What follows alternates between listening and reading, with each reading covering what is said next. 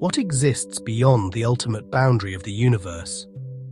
It isn't more light or infinite knowledge, but a profound emptiness that dissolves the very concept of the seeker.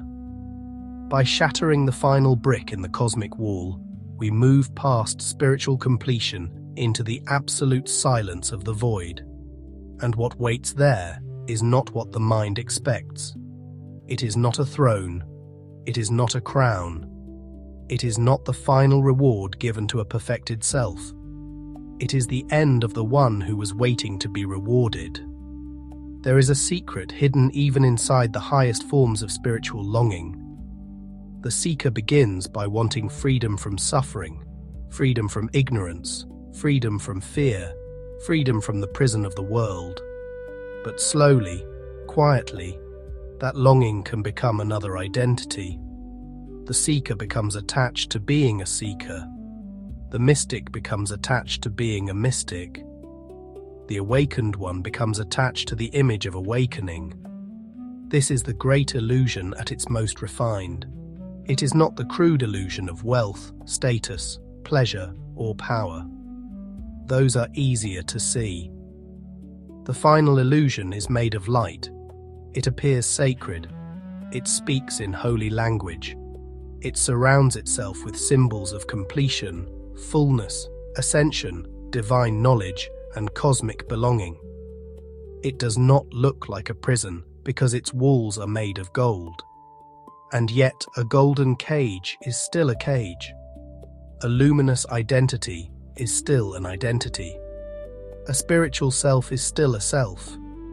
Even the desire to become complete can become the final boundary that prevents true liberation. The soul may escape the marketplace, the battlefield, the addiction to praise, the hunger for control, and still remain trapped inside the need to be spiritually fulfilled. This is why the deepest path eventually turns against the seeker's favorite dream. It does not merely ask you to release your darkness. It asks you to release your attachment to light. It does not merely ask you to surrender the wounded self. It asks you to surrender the healed self, the wise self, the purified self, the radiant self, the self that believes it has finally arrived. The pleroma, in Gnostic language, represents fullness, divine completion, the realm of luminous wholeness beyond the broken order of ignorance. But even the image of fullness can become an idol if the ego clings to it. The mind can turn divine completion into a destination, a possession, a sanctuary where the last trace of self can hide and say, "At last, I have become whole." But what if true liberation begins after even that claim dissolves? What if the final wall is not separation from God, but attachment to the idea of union? What if the last prison cell is not darkness, but the comfort of spiritual completion itself? These questions are dangerous because they do not threaten only the beginner. They threaten the advanced seeker most of all. So listen closely. This journey is not about rejecting light. It is about passing beyond the need to possess it. It is not about denying the monad. It is about dissolving the concept of the monad when the concept becomes a final support for the mind. It is not about becoming empty in despair. It is about entering the silence where consciousness no longer needs reflection to know itself. The golden cage is beautiful. That is why it is so difficult to recognize. It does not look like suffering at first. It feels like arrival. It feels like divine warmth, sacred meaning, cosmic belonging, and the long-awaited end of exile.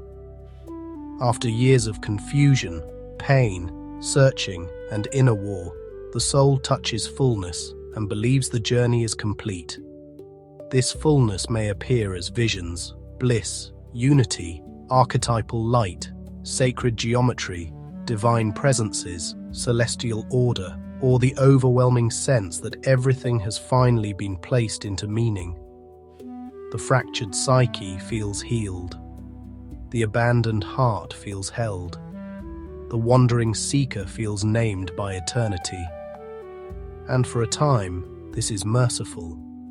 The soul needs light after long darkness. But the danger begins when healing becomes possession. The ego can survive even inside divine beauty. It can say, "This is my realization. This is my fullness. This is my spiritual completion. This is the proof that I have arrived." The cage becomes golden because it is built from sacred experience, but the one inside it is still secretly clinging. The pleroma, as symbol, represents the fullness beyond fragmentation. Yet any symbol, no matter how holy, can become a wall if the mind refuses to move beyond it. The ego does not need crude desires to survive. It can hide inside the longing for divine fullness. It can make a home inside radiance and call that home liberation. This is where the path becomes stern. It asks whether you love truth more than your experience of truth. It asks whether you are willing to lose your favorite state. It asks whether you can let go of the bliss, the vision, the inner light, the feeling of spiritual importance, and the identity that says, "I have touched the highest."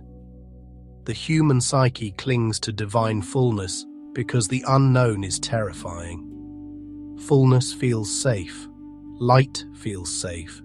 Meaning feels safe. A cosmic structure feels safe.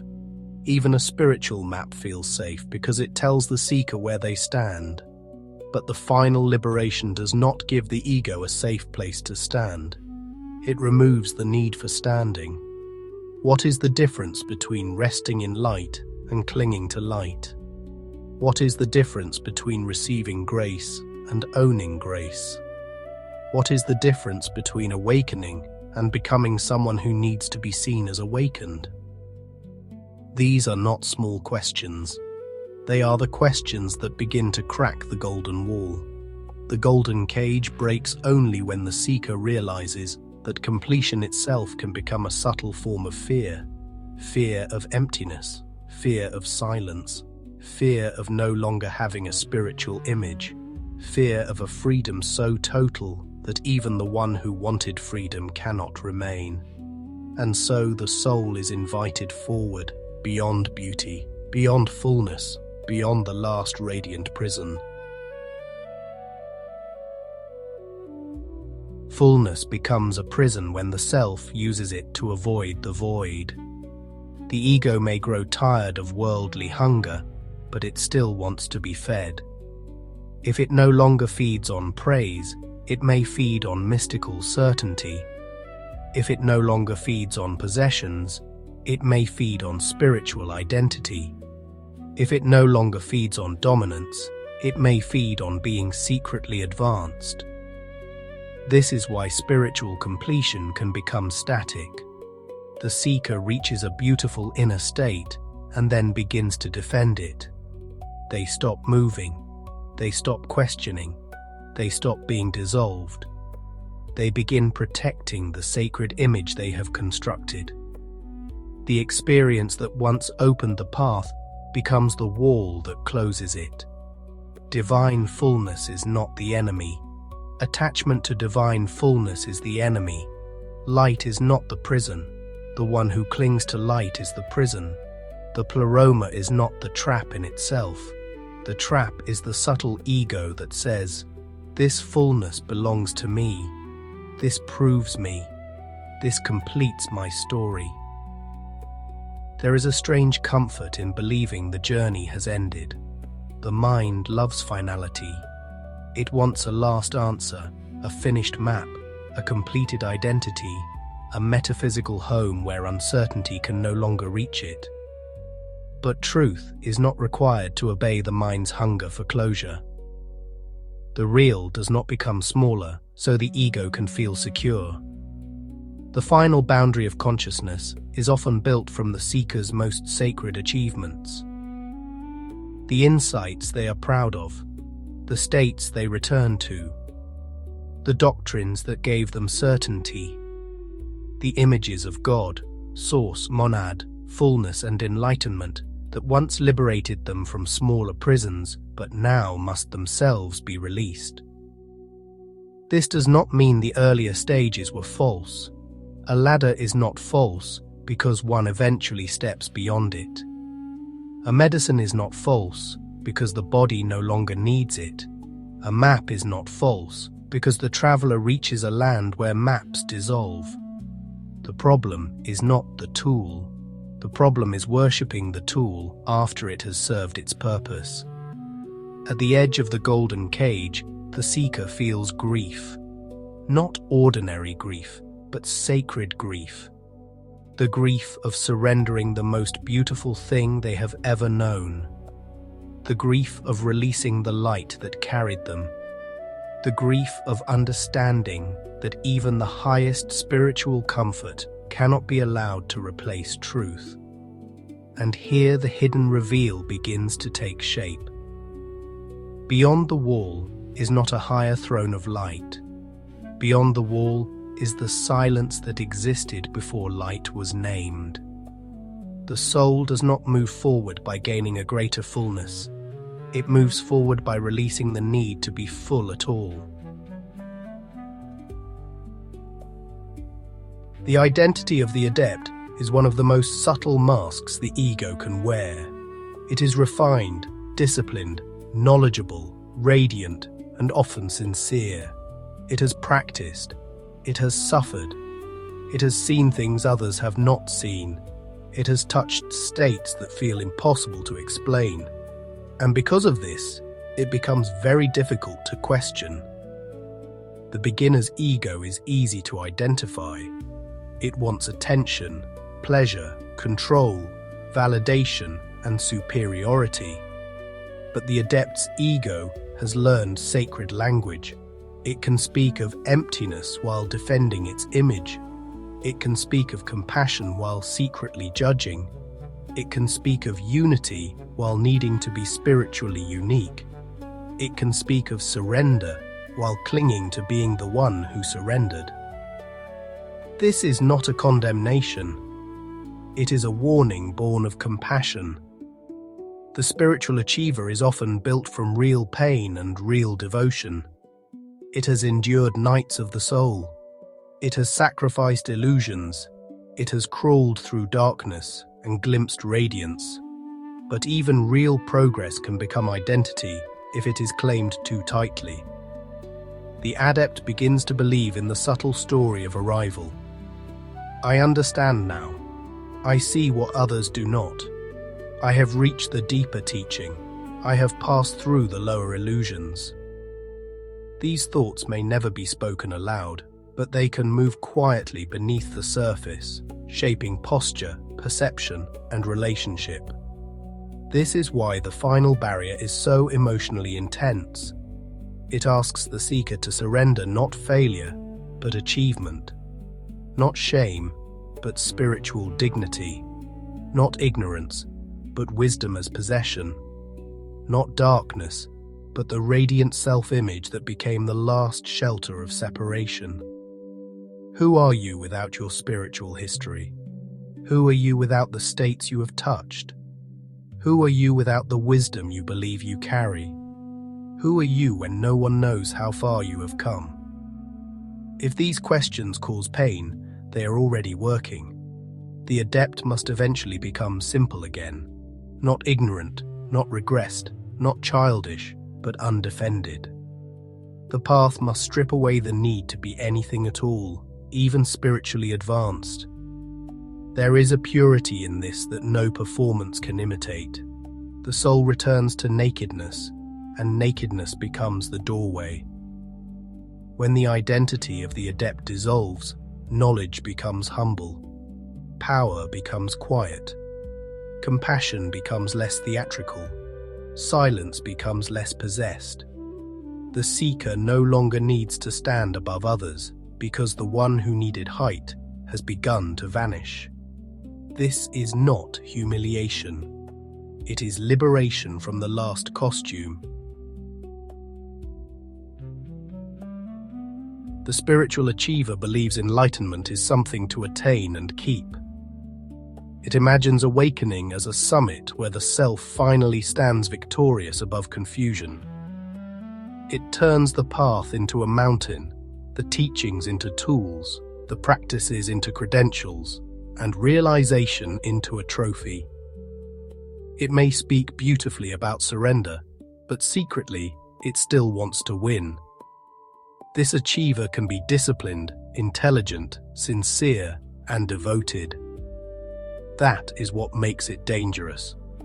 It is not always false in the obvious way. It may truly meditate. It may truly study. It may truly serve. It may truly experience moments of real awakening. But then it wraps those moments around itself like a robe and says, "This is who I am now." The last barrier of consciousness cannot be broken by the spiritual achiever, because the achiever is part of the barrier. It wants to cross the final wall and remain intact on the other side. It wants to enter the void and return with authority. It wants to say, "I have gone beyond the monad. I have touched the absolute." But the void does not give certificates.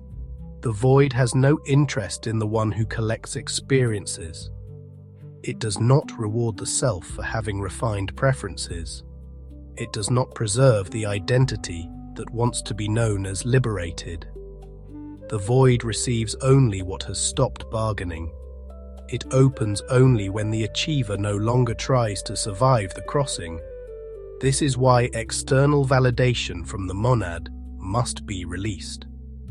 The seeker may imagine the monad as the ultimate witness, the ultimate source, the final authority confirming spiritual worth. But as long as the seeker needs confirmation, the seeker remains divided. There is still one who seeks approval, and one imagined as granting it. At the final threshold, even the sacred witness must be questioned, not because the source is denied, but because the mind's image of source can become the final mirror in which the ego tries to admire its own completion. The seeker must ask, am I seeking truth, or am I seeking the ultimate confirmation of myself? This question cuts deeply. It may feel like betrayal. It may feel like losing the very thing that carried you through the path.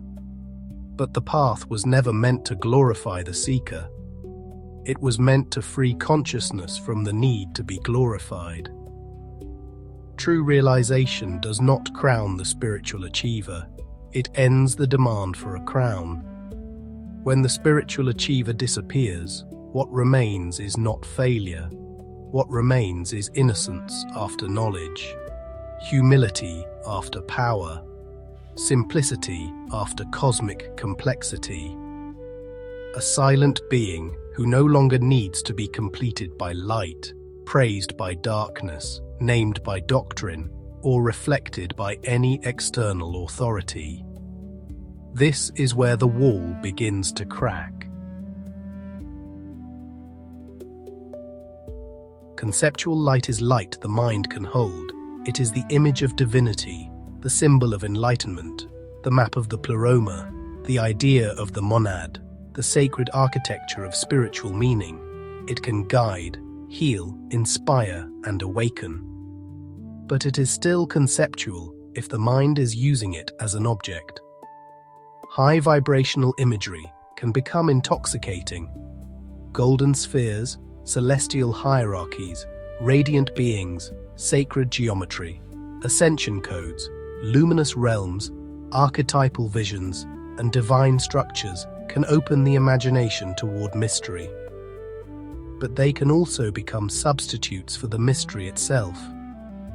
The symbol can become more important than the silence it points toward. The collapse of conceptual light does not mean rejecting sacred imagery with bitterness. It means allowing even the most beautiful images to dissolve when they have served their purpose. The finger pointing to the moon must not be worshipped as the moon. The lamp must not become more beloved than the seeing it made possible. Modern consciousness is terrified of the void beyond structured divinity, because structured divinity still gives the mind something to hold. The mind can imagine realms, beings, sources, hierarchies, frequencies, and cosmic maps. But primordial silence gives it nothing. No shape, no image, no confirmation, no spiritual decoration, no place to place itself. This is why the final veil is made of light. Darkness is easier to reject. Pain is easier to transcend. Ignorance is easier to expose. But light is seductive. Light feels holy. Light feels safe. Light feels like home. The seeker says, "Surely this is the end." And the silence beyond light says nothing. To strip away conceptual light is to let the sacred images burn without becoming faithless. It is to love the symbols without being imprisoned by them. It is to receive visions without needing to live inside them. It is to recognize that the highest truth cannot be reduced to even the most radiant mental form.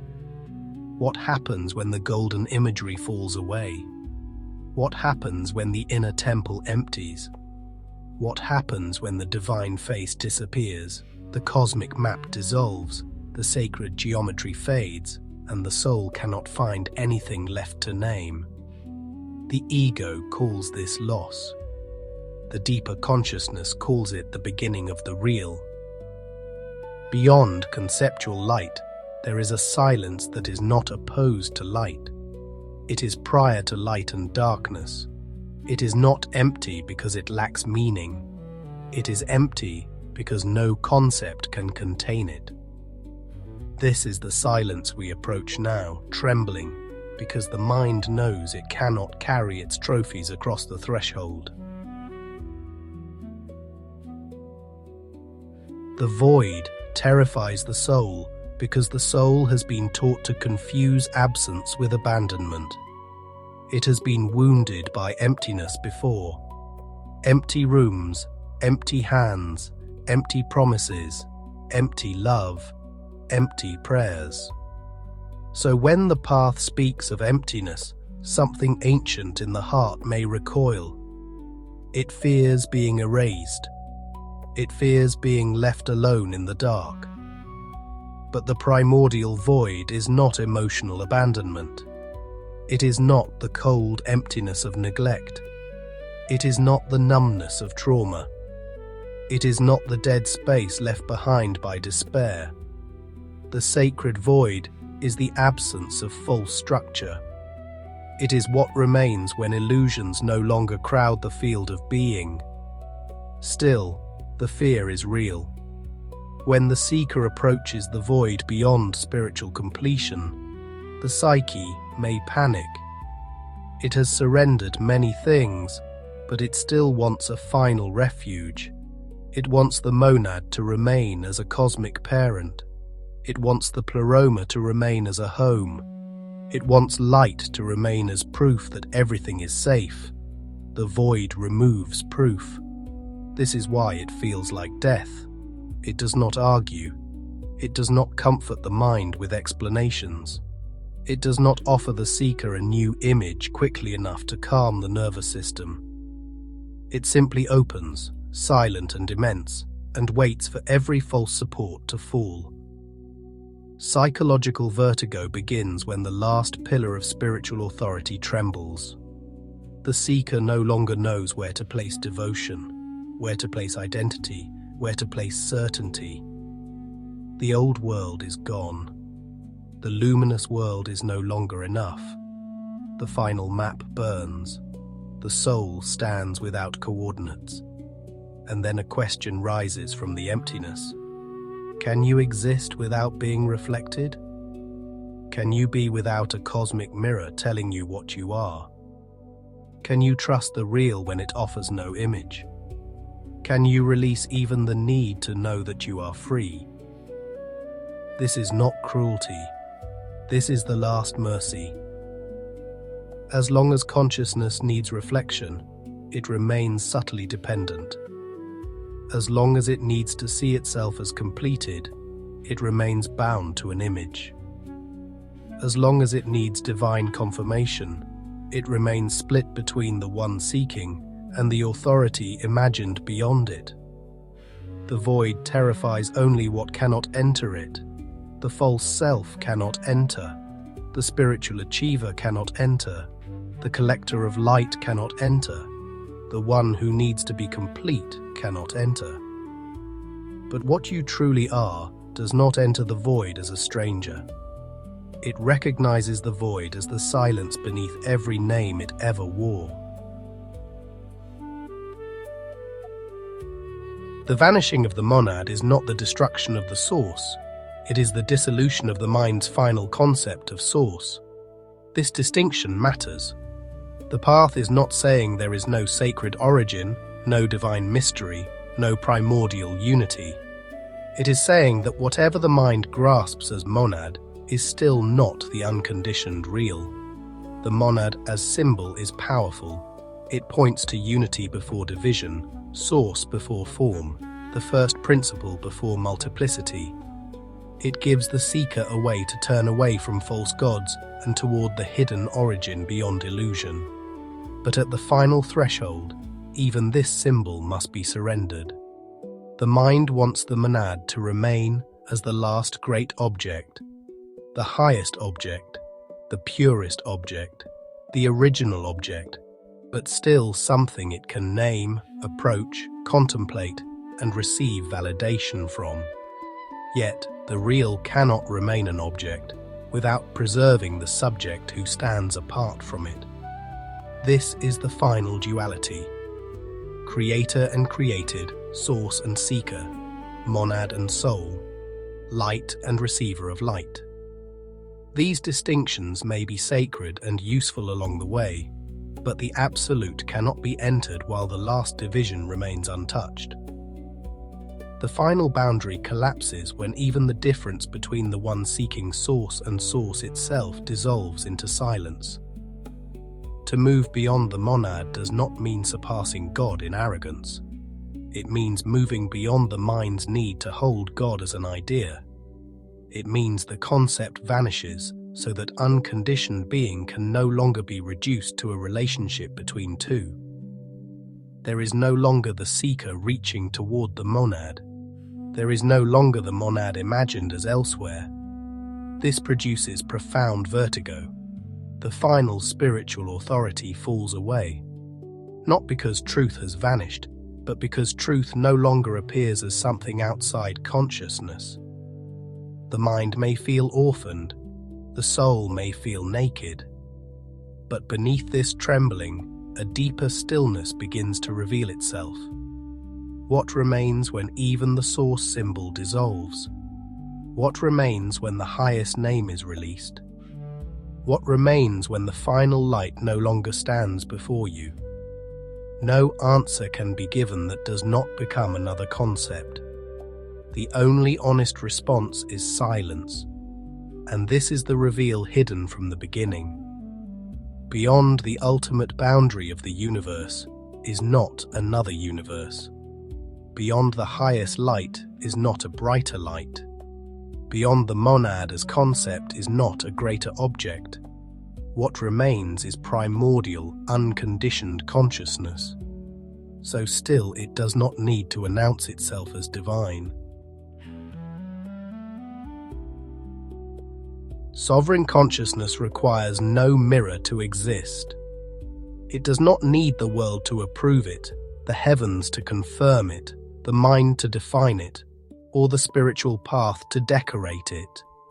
It is not made sovereign by superiority. It is sovereign because it is no longer dependent on reflection. Most identity is reflective.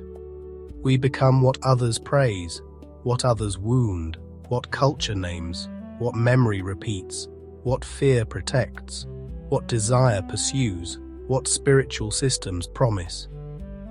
Even spiritual identity often depends on reflection from teachings, teachers, visions, states, communities, or metaphysical structures. It needs something to say, yes, You are real now. But primordial sovereignty is prior to reflection. It does not arise from being seen. It does not collapse when unseen. It does not inflate when praised or vanish when ignored. It is not cold independence. It is the silent authority of consciousness, no longer outsourcing its being to any image. This is why the final freedom is so quiet. It may not look dramatic from the outside. There may be no thunder, no crown, no cosmic proclamation. A person may simply become less reactive, less hungry, less performative, less afraid.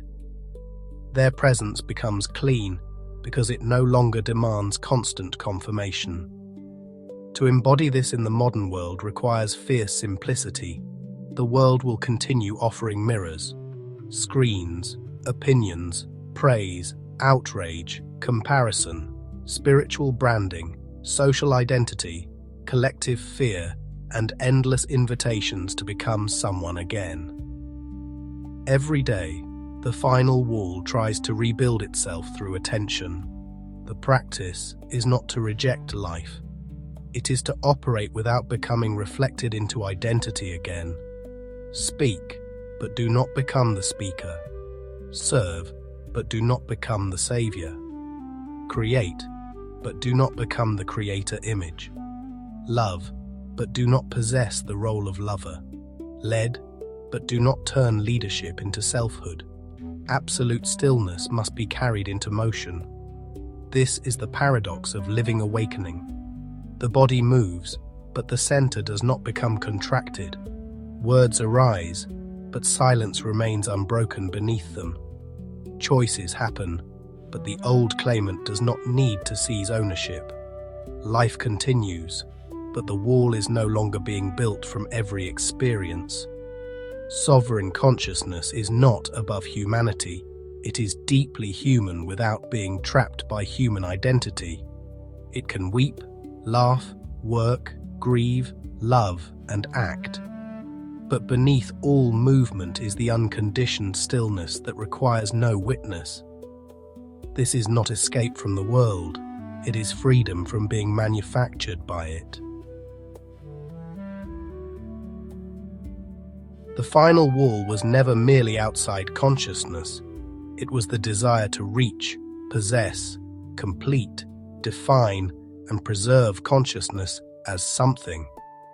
It was the need for an ending that the ego could survive. It was the subtle hope that the seeker would one day stand at the summit, holding enlightenment, like a flame that belonged to them. But true freedom does not belong to the seeker. It begins when the seeker's claim falls silent. It begins when the wall and the desire to scale the wall both vanish. It begins when the question, "Have I arrived?" no longer has anyone left to ask it. This is not emptiness as loss. It is emptiness as the end of spiritual tension. The golden cage breaks. The identity of the adept dissolves. The spiritual achiever bows and disappears. Conceptual light fades. The void opens. The monad as concept vanishes. And what remains cannot be improved by language. It is not more complete than completion. It is not higher than the highest. It is not beyond as distance. It is beyond because no boundary remains. This is the stillness that does not need to call itself still. The light that does not need to appear as light. The sovereignty that does not need to declare independence. The freedom that does not need contrast with bondage in order to know itself. The silence that was present before every sacred name was spoken. And yet this silence is not empty of love. It is love without possession, compassion without identity, power without claim, presence without performance. It does not remove you from life. It returns you to life without the distortion of the one who was always trying to turn life into proof. This is why the teaching, though stern, is deeply loving. It takes everything false because it wants nothing unreal to keep wounding you. It strips away even beautiful illusions because it loves truth more than comfort. It removes the final wall not to leave you homeless, but to reveal that the real was never contained inside any structure. So ask yourself gently, but with courage, what spiritual identity are you still protecting? What light are you afraid to release? What completion are you clinging to because the void beyond it feels too honest? What if the last thing between you and freedom is not your darkness, but your need to be finished? Beyond the final barrier, nothing waits to crown you. Nothing waits to name you. Nothing waits to prove that you were worthy. And in that terrifying, beautiful absence, the great illusion ends. The wall is gone. The climber is gone. The need to arrive is gone. Only primordial, unconditioned, sovereign consciousness remains. Silent, loving, immeasurable, and free.